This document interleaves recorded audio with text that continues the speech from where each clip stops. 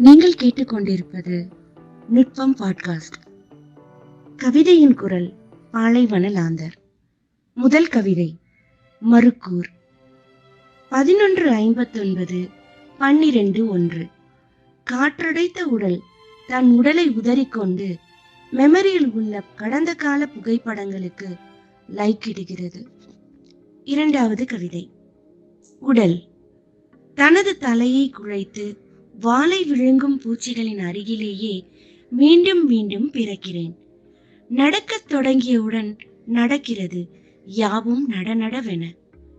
வளைவுகளில் வளைந்து வளைய, நெளிவுகளில் நீண்டு மடிய, நதி முட்டும் சாலையில் தன்னை நீந்து கொள்வதற்கு வாய்ப்பு கேட்கிறது ஒரு குரல்.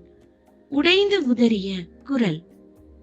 போட்டுடைத்த பிறகு போடுவதற்கென குப்பை காட்சி. சர்ப்பங்களின் நாவுகள் நீண்டு தவளையுடலை அளக்கின்றன.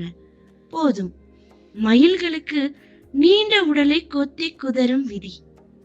சூரியன் எப்போதாவது தன்னை காவு கொடுக்க ஓர் அசைவை நிர்ணயிக்கும் போது கண்ணயரும் பூவின் பெயரில் நீருற்று உருவாகும். இடியும் மின்னலும் ஓர் உத்தரவு. கொட்டி தீர்க்கும் மழைக்கு எந்த தடையும் இல்லை. நீட்டு நிமிர்ந்து விரைத்த உடலின் கசியும் கவிச்சியான வாசம் ஆரவாரம். மூன்றாவது கவிதை ஏமாற்றமடைந்த வணிகனின் ஒரு நாள். தற்கொலை செய்ய கயிறு வாங்க போனேன். 70 ரூபாய் என்றான். எனது முழங்கால் தரையில் உராயும் அளவுக்கான கயிறு அது.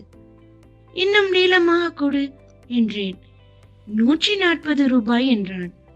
என்னிடமிருந்த 100 ரூபாய்க்கு வெட்டித்தர மறுத்தவனிடம் பேரம் பேசி முழு கயிறையும் வாங்கிவிட்டேன். வாழ்வில் முதலும் இறுதியாகவும் நான் வென்ற வணிகம் அது. பாலைவன லாந்தர்.